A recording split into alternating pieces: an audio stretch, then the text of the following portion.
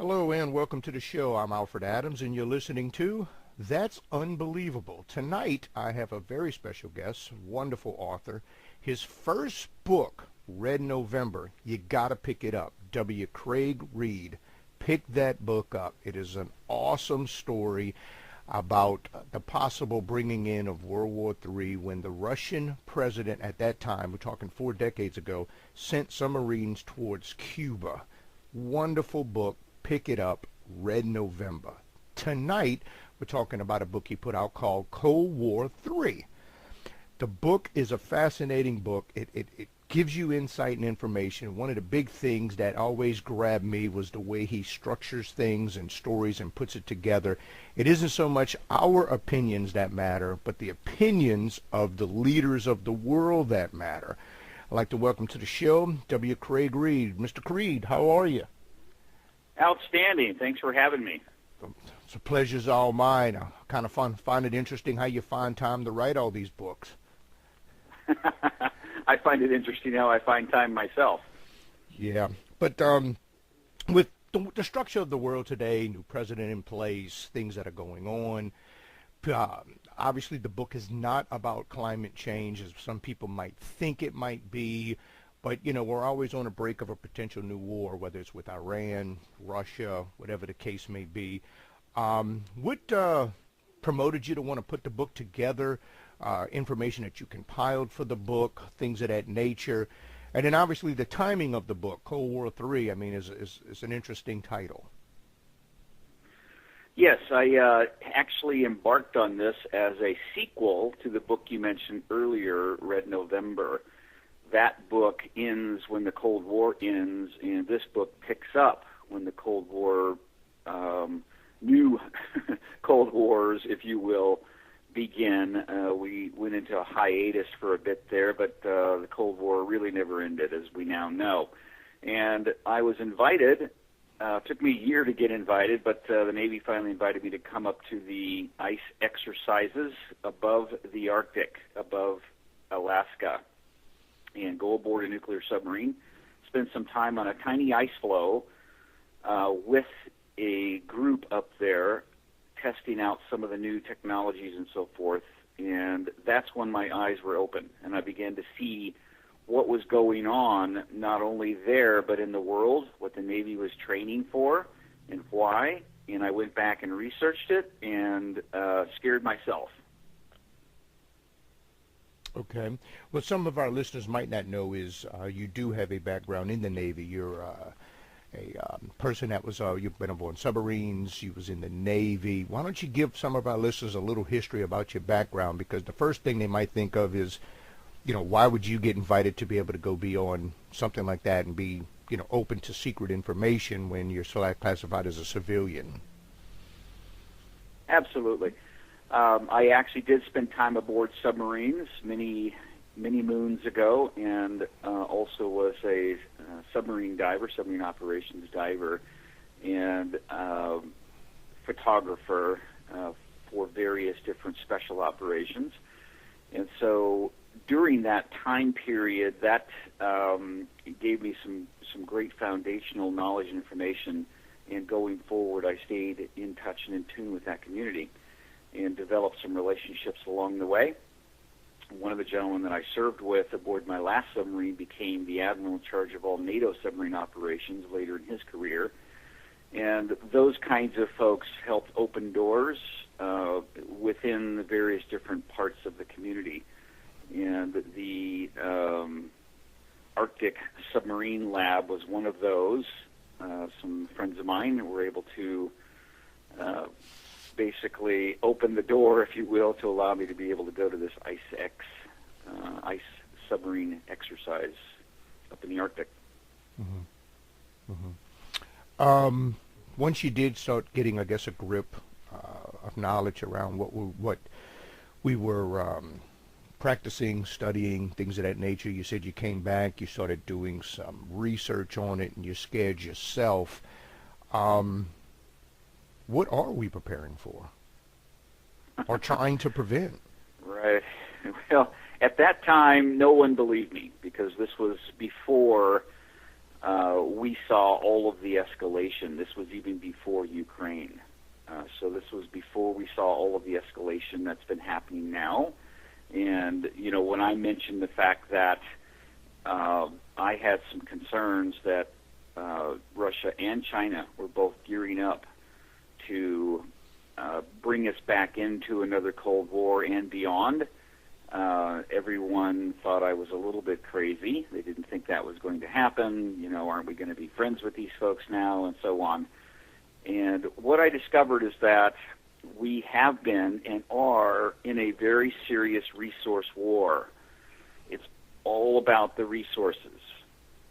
Oil and gas being the main primary instigators, if you will, but also we're moving toward a resource war for things like water, just drinking water, and also food as our population escalates. And so the world leaders are looking at this, and that is the underlying foundation for the book. It's interesting you should say food and water, because there was a gentleman, his name escapes me, but he brought up the real estate bust, and he made a movie about it, and he foreseen it. And now he has invested in water. He believes that we're going to have a shortage of drinking water at some time in the near future.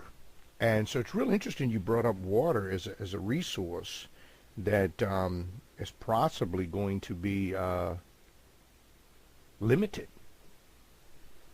Yes, absolutely.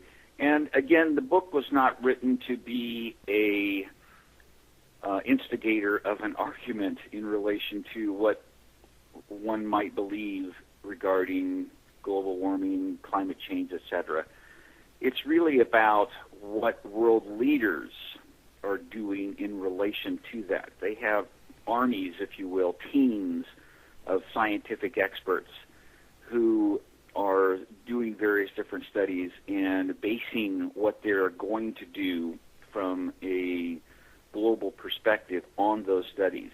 And, you know, we can't ignore the facts, and the facts are that we do have ice melting in the Arctic, and we do have various different changes happening within certain areas in the world that are causing climate to be different. Regardless of what we think the cause of it is, the facts remain. And this will cause some areas of the world to have shortages. We're already seeing that in terms of food and water, but also population escalations will cause that to be exacerbated. And we also know that there are these resources buried deep in Arctic areas that were not accessible, and today they are. You know, those are just facts. We can't ignore that. And so world leaders are seeing these things, and they are taking action to lock up those areas. They're placing bets on where they need to go in order to lock up those resources. Interesting question is who or how can they determine, I guess you'd call it ownership of property in that area, and then once they would, I guess they would make the claim of they own the minerals or the resources there. Are we in a real estate war that we don't know, or is it more of first come, first serve? We are absolutely at war. I'm going to state that again. We are at war with Russia and China over territories. There's a treaty, if you will, signed by 158 nations with the exception of the United States. We're the only country, really, that did not sign this. It's called UNCLOS. It's the UN law of the sea, if you will, that determines who owns what based upon territorial claims. And it has to do with whether or not your mainland stretches into a particular area that would normally be called international waters, right? And so this is what Russia did, you know, while we are with the right hand trying to take them on in Ukraine. On the left hand, Putin was out there with submarines and deep sea diving capabilities trying to convince the United Nations that he owns certain areas in the Sea of Okhotsk and also up around the North Pole. And he basically strong-armed some nations, voting nations within the UN, to grant Russia complete rights to trillions of dollars worth of oil and gas in the Sea of Okhotsk and up near the North Pole, even though a half a dozen other nations laid claims to those areas as well. Russia has successfully taken ownership of those areas. And this is extremely concerning to the entire world community. Now, when you say has taken control of, do we mean strong arm as in military, or strong arm as in they use military to get voting rights, so where it's on paper? Both. Both. So I think what people need to understand, I have a lot of people question, okay, why do we need a Navy? Why do we need to be concerned about ships and submarines? And why are we spending billions and billions of dollars on all these things? And the question that I ask them is, do you like to buy toilet paper? And the answer is always yes.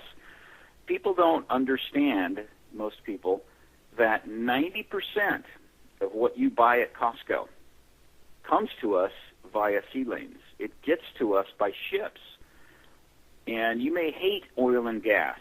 You may say, let's park every ship, every bus, every plane, every car.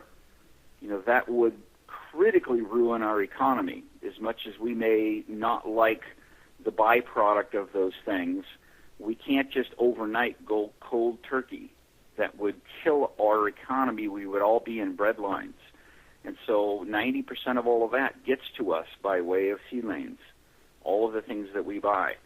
And so this is what Russia and China are doing. This is why we're at war with China in the South China Sea. They're building sand islands, not because they just want to own those sea lanes, but because they want to own the trillions of tons of oil and gas and all of that economic power that it has in those areas. And the same thing with Putin. He has locked up those areas, and he is building some incredibly powerful capabilities. People don't know his father was a submariner, so he understands what submarines can do. And he is building some doomsday weapons, underwater doomsday weapons aboard submarines that are extremely concerning to the U.S. Navy.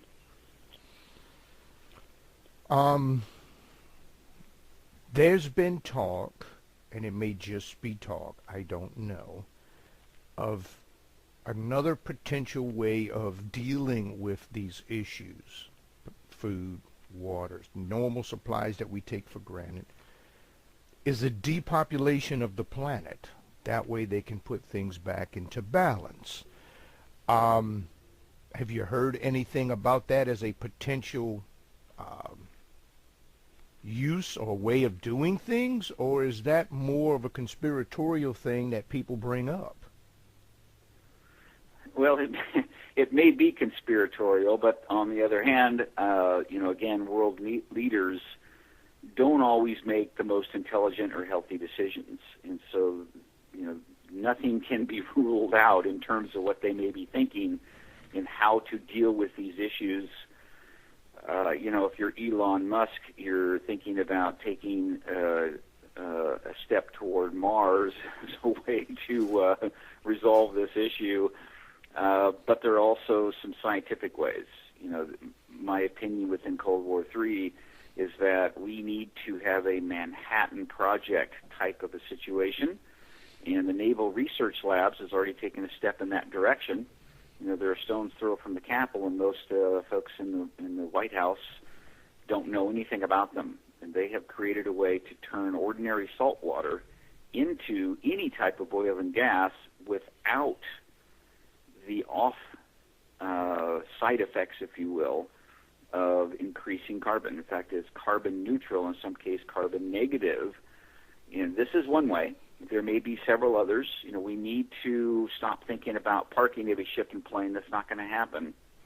We have to find another scientific way to create a way to lower the effects of carbon, but also at the same time create ways to perhaps take salt water, as the NRL has done, and turn it into oil and gas, or some other way to create an energy alternative to what we're currently doing. Mm-hmm. And once again, something to that effect would be overseen by military while they would do that, or by treaty, or both? Quite possible. It depends on what kind of steps are taken, because if we were to take steps that mitigated the need for Russian gas, right? Russia and China signed a mega billion-dollar deal for Russia to provide gas to China. Russia provides a third of the natural gas for all of Europe. I think most people don't know that. And guess what? The pipes that supply Europe with that gas, guess where they flow through? Ukraine. Right? So we think this whole thing was, Putin just wanting to, exercise power control. Not the case at all. CIA spent billions of dollars to convince the leaders in Ukraine to become a NATO country so that we could take over those pipes that go through to Europe and also wheel in nuclear weapons right on Russia's doorstep. Well, what do you think Putin's going to do about that? He did what I'm not saying that we justify this, but you poke the bulldog with a stick, he bit back. He didn't want to lose his base in Crimea, his naval base, and his 5 pipes going through Ukraine. Mm-hmm. So as we begin to take steps to do whatever, to control energy flow, to create alternatives to gas and oil that could cause serious economic harm to Russia or China, they're going to fight back. It's that simple. Mm-hmm.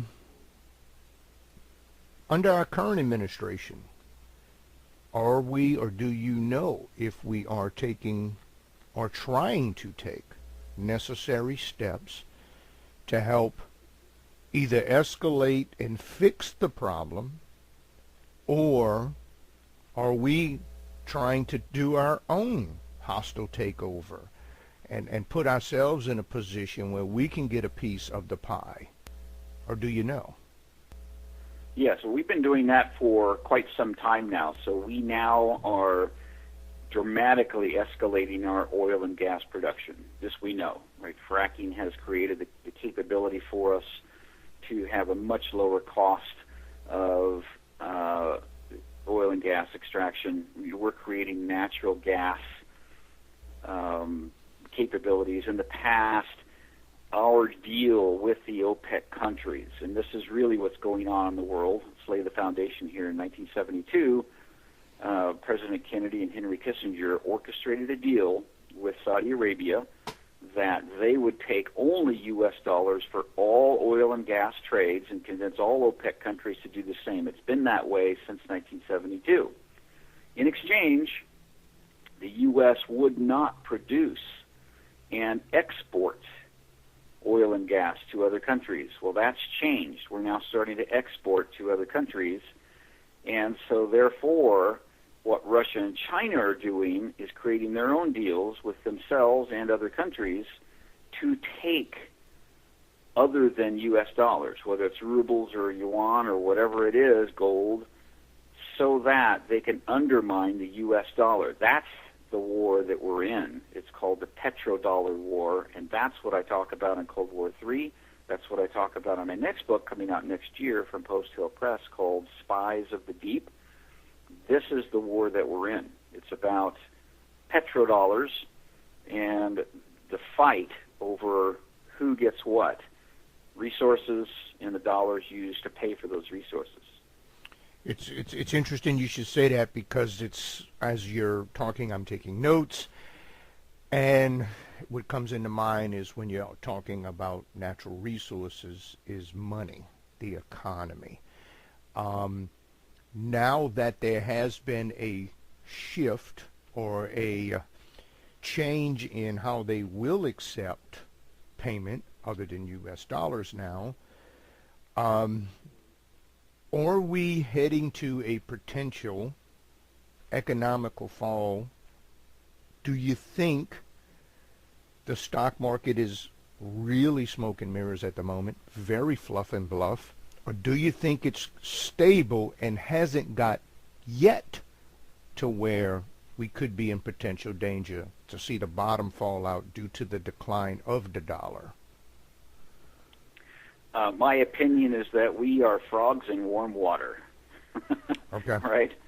Everyone wants their cake and to be able to eat it too. Right? We want to be warm and fuzzy, to see our portfolios increase every year by some percentage, to have our daily jobs stay nice and stable, and our homes value to escalate, and everything to be all rosy. And yet at the same time, we're up in arms over this or that, or global warming, and so let's stop fracking and let's stop all oil and gas production, and let's stop spending money on submarines and ships and all these things. And what most people don't understand is that we cannot have our cake and eat it too. Sorry, that's just the reality. We cannot stop spending money on our submarines and ships, as I said, because we cannot lose control of the sea lanes. It's vital to our economy. Your portfolio doesn't just go down, it disappears. And we are in a very tumultuous time because, again, we're at war over these resources and the types of dollars that are used to pay for them. Mm-hmm. Okay? We did not go to war with Iraq over weapons of mass destruction. Saddam Hussein started taking euros instead of U.S. dollars, and Bush said, no, you won't. And Saddam said, yes, I will. This was in the year 2000. By the year 2003, we rolled tanks across his desert, and by 2004, Iraq is taking dollars again. The same thing happened with Muammar Gaddafi in Libya. Started taking gold. The CIA got the Libyan Islamic fighter group, trained them, equipped them, financed them, took him out.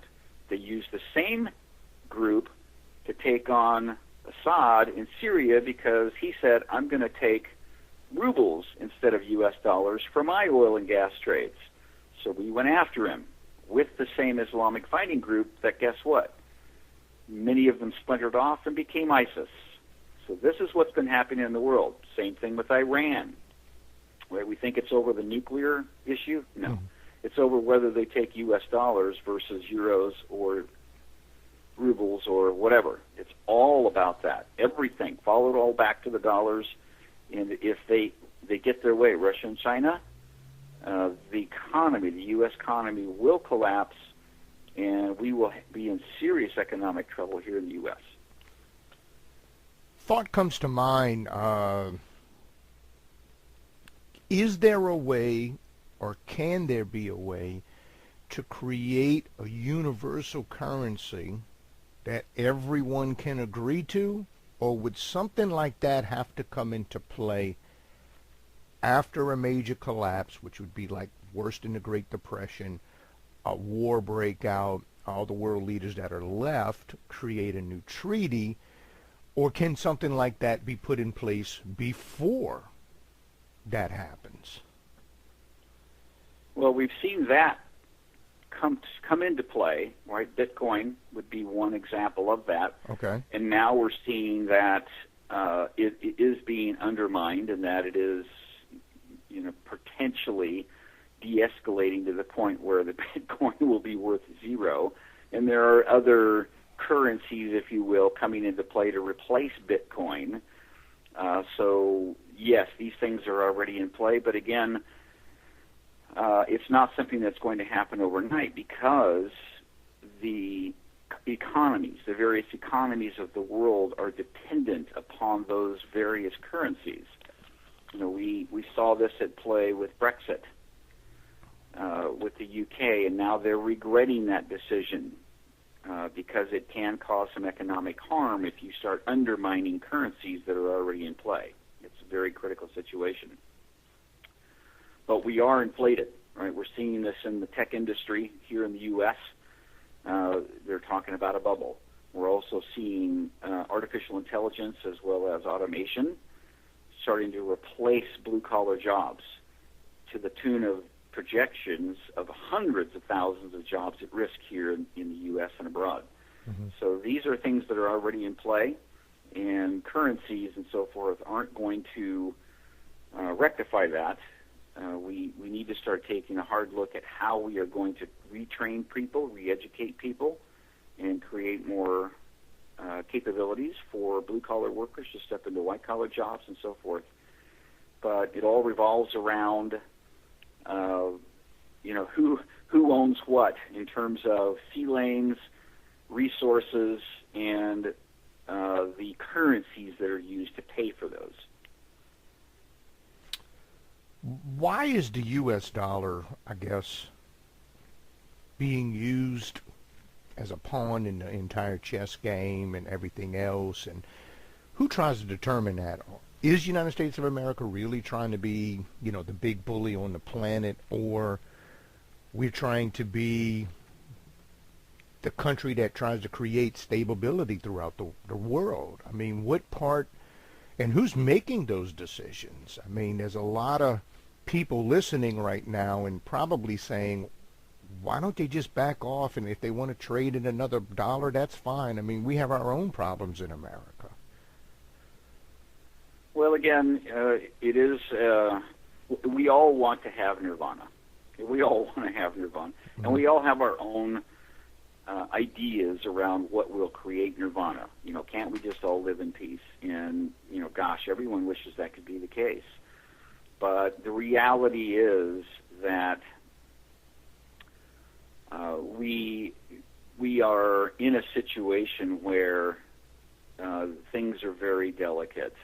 As I'd mentioned, Nixon was the one who took us off the gold standard. Had we stayed on the gold standard, we would have a far more stable economy, but we were not in a position where we could borrow because we had to back everything up with gold. And so what Nixon and Kissinger wanted to do was to allow the United States to go into serious debt. I know that sounds crazy, but they saw it as a way for us to be able to grow the economy by being able to go into more debt, thinking that eventually we could pull our tails out of that. And we did in some administrations, but now we are in serious debt, all because we are not backed by anything. We're not backed by gold. Mm-hmm. And now you're seeing China and Russia both invest heavily in gold. They're looking to perhaps take the world back to a gold standard or to some other standard. But the U.S. calls the shots around the world because we have this control called the U.S. dollar, especially in these OPEC countries. That gives us tremendous political leverage, and that allows us to project our will upon the world. And that is really what it's all about. So until that situation changes, our U.S. dollar is not just about our economy, it's about the control that we can have on what the world does. Do you think some of that might have been strategically put in place to have us go into a particular debt, or was it just it was a bad call?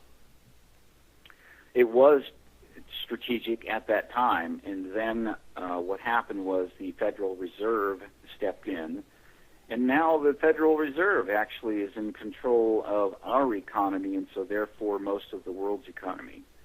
And, we think the Federal Reserve is federal. It's not. It's a private organization. It is not part of the federal government at all, right? It's a rich person's club, if you will. Understand. And there's some good and bad things there, right? Just think about that. Yeah, that's actually another show. That's another that's a whole other discussion. And that's another book for you too, by the way. Possibly. Yeah. Long story short, Federal Reserves is about as federal as Federal Express. That'll sum it up real easy Exactly. for you. Getting back to the, Cold War III, fighting for territorial rights, minerals, secret power that the public doesn't see. Has the new administration started to create potential head scratchings with renegotiations of deals and stuff that are going on in other countries because of Donald Trump or President Donald Trump being from, private sector, business sector, and maybe he's foreseen some of this stuff and now he's trying to position his family for future wealth, different things of that nature, or does some things just fall under, no, it's coincidental? There's there's good and bad with every world leader. We can always point to some things, and I'm as neutral as Switzerland on all these different topics. Understood. But good, bad, and ugly with every world leader, and so that's what we have to look at. There are some things that Trump is doing because he is a business-minded leader, and so therefore he has put into place some things that he sees from an economic and business factor or standpoint. A lot of people disagree with it. We are seeing some uptick in that respect, and certainly he is aware of all of these things, the petrodollar, etc.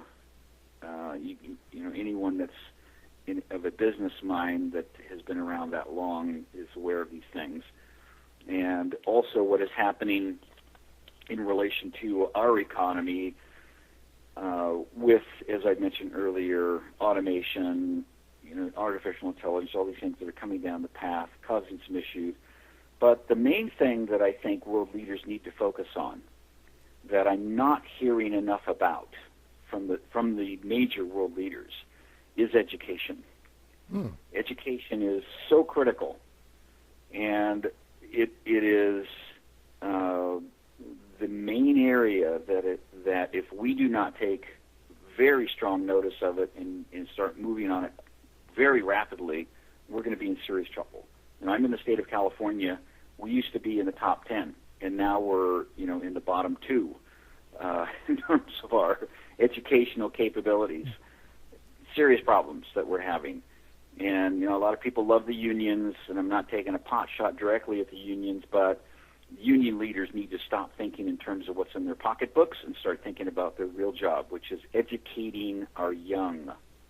It's horrendous what's happening in our educational systems. We need to look at that and start taking some critical steps toward becoming a country that has smart people that understand what's going on and can begin to move toward an economy that is based upon our capability to educate our young and have knowledge. It's really interesting you brought that up, because now it creates a few doors that were dark turning to a light gray, that people can start to see things. Just in your opinion, do you think that also is being done by design, the dumbing down of America, so the powers that be can stay in place and keep doing what they're doing, and then the people that they just don't know because they haven't been taught, their brains per se haven't been pushed really to the limits for us to know what we are capable of doing, or the new generation capable of doing? Do you think some of this, the dumbing down of society, is part of the manipulation plan to continue to control and structure these minerals that we're talking about? It may well be. And so I'm going to speak directly to the world leaders. I'm going to speak directly to them right now, that you are not in control. You may think you are in control. You are not. Everything that is done in this world revolves around the opinions of those who are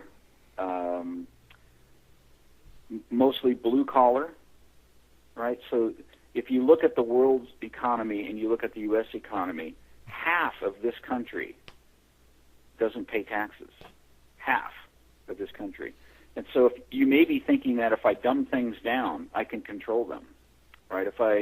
if I keep them from knowing, if I keep them stupid, I can control their opinion. If I control the media, I can control their opinion, and I can get them to do what I want.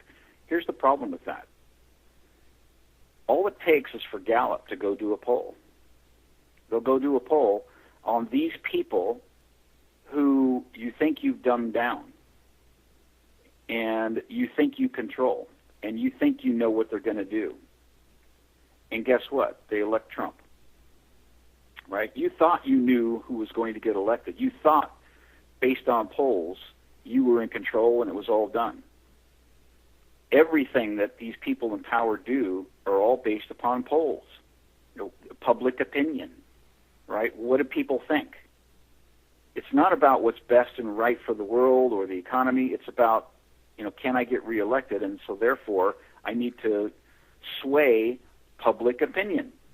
Mm-hmm. So guess what? Now I'm going to speak directly to those of us who don't think we're in power and somebody else controls us. They don't. We are in control of them, not vice versa. All we have to do is band together and say, we've had enough. This is our opinion. But until you express your opinion, America, get educated. Do not believe what the media tells you, because that's the opinion of those who are in control, who control the media. Find out through other sources what the truth is and base your opinions upon that. Vote for those who will do the right thing and aren't controlled by powers that be. And sorry, unions, who aren't controlled by unions unless those unions are doing what's right and best for all of America.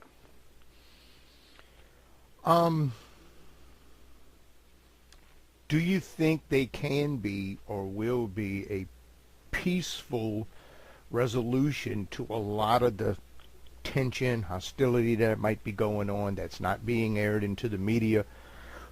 Or is that bubble going to continue to blow up and then eventually just pop? And then by the time it does pop, so many people would have been in that hot water, no longer warm water, and unable to get out of that pot, as that frog you mentioned a little while ago.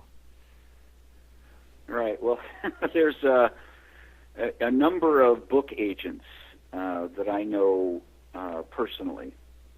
Some are good friends. And virtually everyone within the publishing industry knows this simple truth, that virtually everything that gets published today is based upon the opinion of a 24-year-old female with a literary degree who is highly liberal. It's that simple. And I'm not throwing spears at anyone or their beliefs, but that is the way it is. Those who become agents and those who become editors at publishing houses, most of them are women, and most of them are young millennials, and most of them have lit degrees, and they call it liberal arts for a reason. They're highly liberal, and so their opinion is what gets published. They don't have a marketing degree, so they don't understand how to understand the market and what the market wants to buy. The same thing holds true for our media, right? The exact same people who are writing all these articles and are getting hired by media houses are the same people who are publishing books. And so the entire world's opinion is highly influenced by 24-year-old females with lit degrees. And again, not throwing spears, what I'm saying to those 24-year-old women, start thinking in terms of what the entire world needs to know. Become a reporter. Not everything I read now in every single media outlet is op-ed. It's somebody's opinion. It's no longer unbiased news. This thing called fake news, It's beyond fake news. It's highly biased and opinionated news.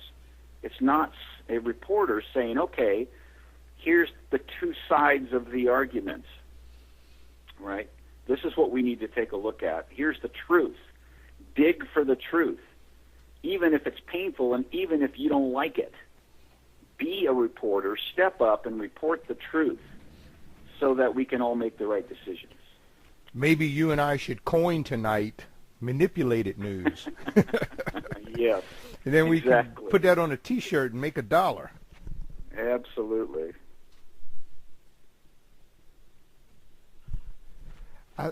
With the publishing side, I really have a grip into that.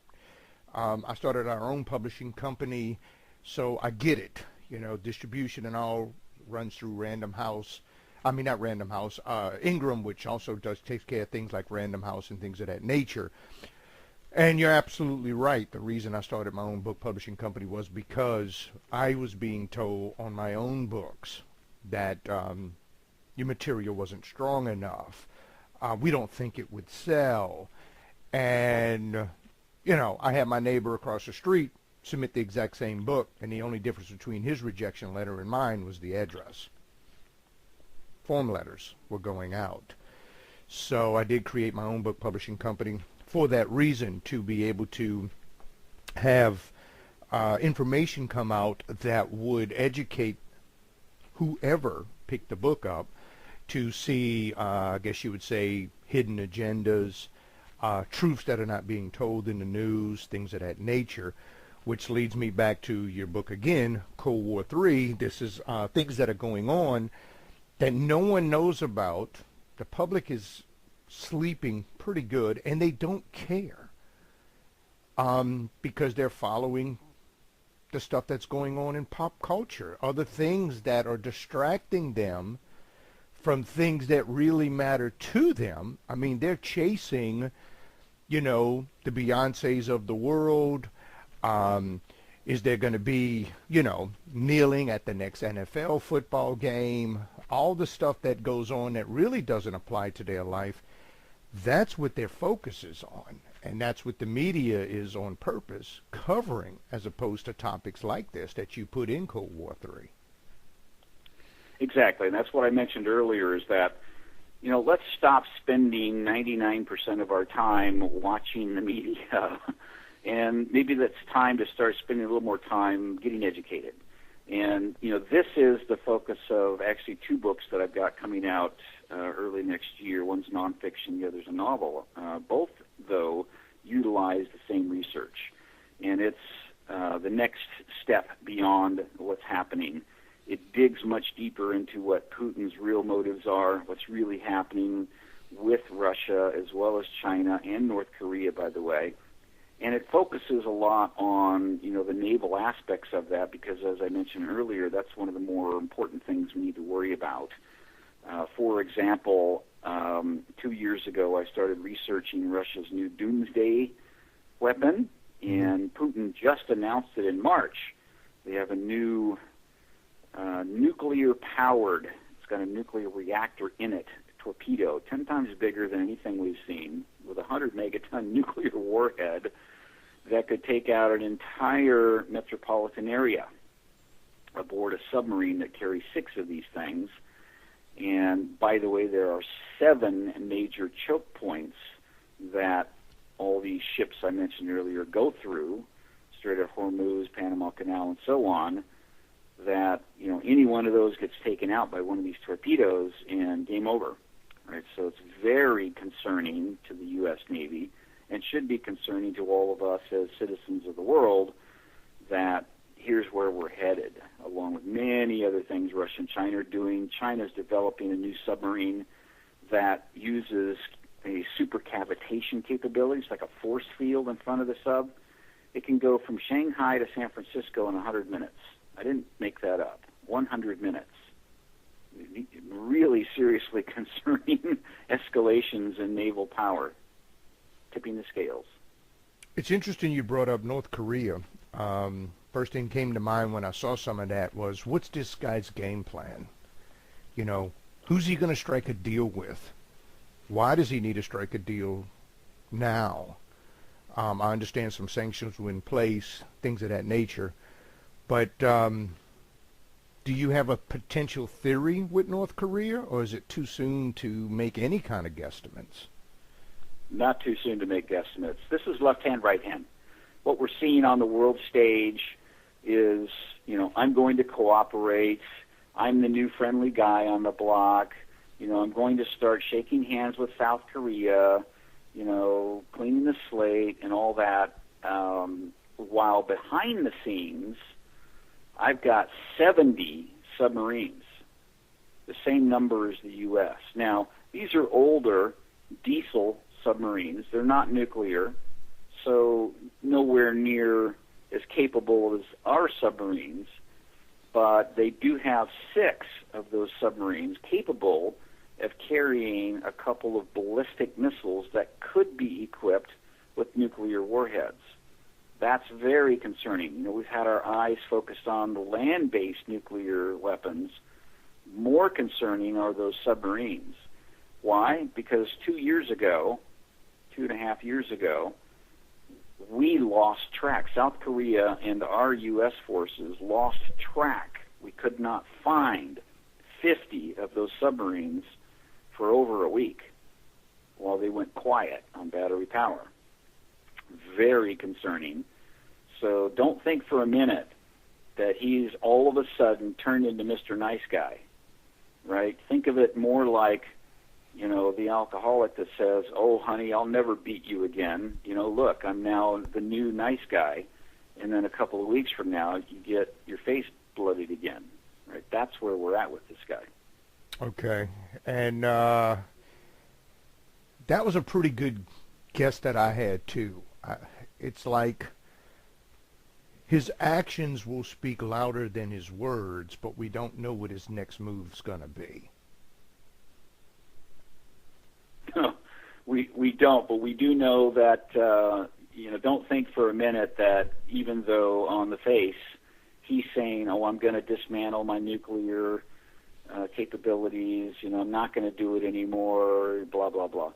People say, well, we can tell. No, we can't. During the Cold War, we signed a treaty with the Soviets that there would be no development of biological weapons. None. They spent 3 decades and billions of dollars violating that treaty. We had no clue. They had these biological weapon facilities spread out all over Russia. We had no idea.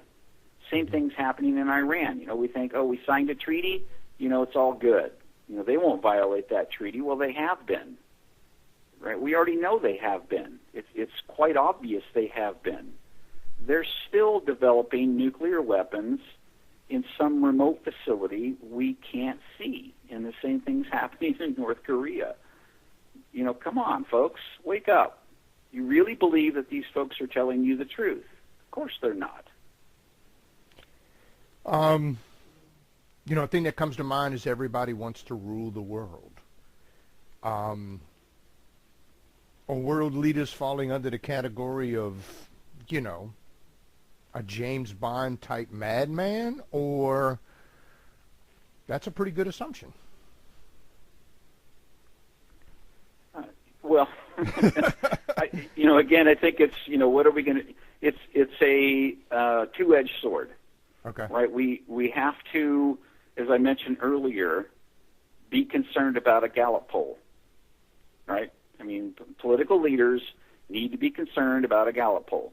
So they have to appease the public, and they have to play this game of, what are the masses going to think and say and tell a pollster so that I can get reelected. But at the same time, the truth can't be ignored. Right? So this is this, left-hand, right-hand situation that we have, and that's why I mentioned earlier, come on, folks. Wake up and start getting educated.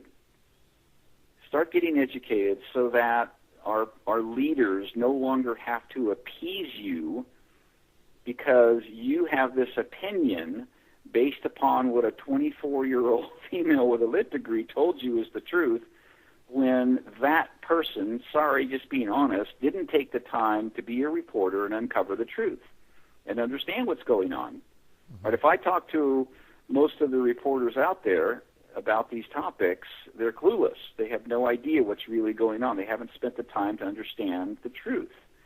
Find out.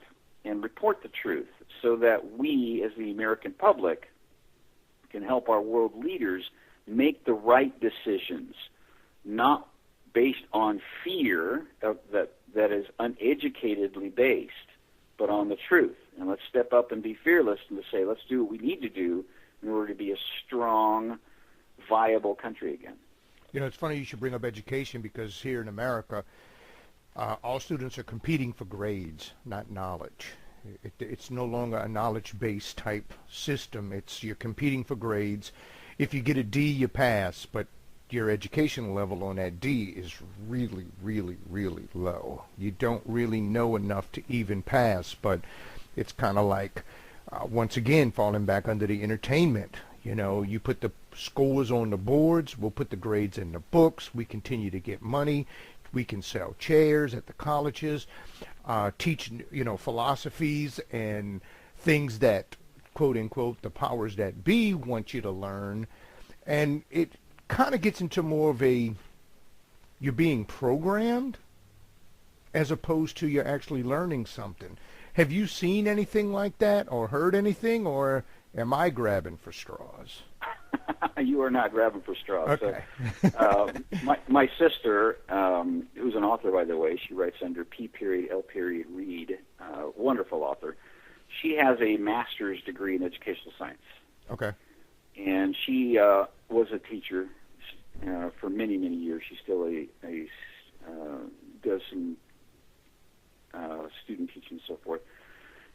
My stepmother, when she was alive, was a teacher, and they both saw the same thing, that our educational system is just crashed and burned. You know, let's just call it like it is. Really crazy decisions being made within our educational system. What we are going away from is just what we've always known. You know, it's reading, writing, and arithmetic. That's the bottom line. I've got, 4 children all together, either, out of high school or out of college, and I'm just appalled at our educational system and what they've been taught, how things are being handled within our educational system, what they're being required to do or not required to do, and just, basic common sense and how to make decisions, basic reading and writing capabilities. Again, I'm not throwing spears at millennials, but in my business and professional life throughout my career, and now, within the writing arena, it's just sad that a lot of folks are having difficulty just writing an email or writing, anything, and having a command of the English language so that you can communicate properly, or doing a basic spreadsheet, for crying out loud. It's sad that we're not doing a good job of educating our young. We have a few minutes left. I saved my last question, which I hope it's the best question. The Pentagon.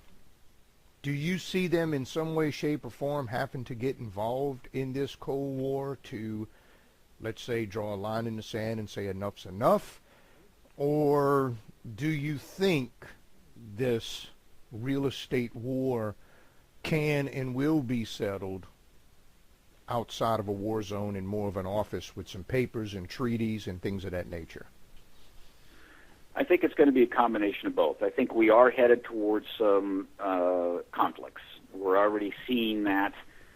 Again, this is really the topic of my Spies of the Deep book coming up, and the novel that I mentioned called Status 6, which is actually the name of the torpedo that I mentioned earlier. It is a combination of both. We're arm wrestling across tables, negotiating tables, but we're also escalating toward conflicts. We're seeing it in the South China Sea. The Chinese are developing what's called the assassin's mace, which is, basically mass missiles just flooding the air with mass missiles, down, raining down upon our aircraft carriers and so forth, that our fleet, and we have little capability to stop that. We're seeing some of these things I mentioned earlier, the weapons being developed by Russia. And it doesn't take much, right? We've seen this across history, that it doesn't take much to escalate a conflict and then into a war. You know, we're already at war in the Ukraine. Let's face the truth. We're at war with Russia in Syria today. Okay, we are at war. Let's not mince that in any way. We have been for some time. We do proxy wars all the time. That's what these are. They're proxy wars. But it's our weapons. It's really our people. You know, we have our own feet on the ground, even though we want to say we don't. So we are already at war, and it's just a matter of where it's going to escalate further. And, you know, one incident away from something that could be quite serious. Mr. Reed, thank you for coming on tonight. New questions have come up, but our time is gone. So, you know, I definitely want to get you back on, especially when the new book comes out. Any new information that starts coming up between now and the end of the year, you know, love to have you back on, help share your wisdom and your time. You know, thank you for coming on the show. If you have anything you want to say right before we have to get off the airwaves, promote books, websites, whatever, now's the time. Yes, I would like to direct everyone to veteran leaders, veteranleaders.com. This is a wonderful site that helps veterans and their families, a subsidiary of the Us for Warriors Veterans Foundation. It's where you can go get books, products, services made exclusively by veterans and their families. Same experience as Amazon. When you click through, you actually buy it on Amazon, but instead of making Jeff Bezos rich, no offense, you can help veterans and their family members, and some really cool stuff up there that you'll love. Veteranleaders.com. You can find my books there, but also lots of great stuff from veterans and their families. Thank you again for your time. We've had W. Craig Reed on talking about Cold War III. We have all that information on our site at WBUZ95.com. I'm Alfred Adams, and you've been listening to That's Unbelievable.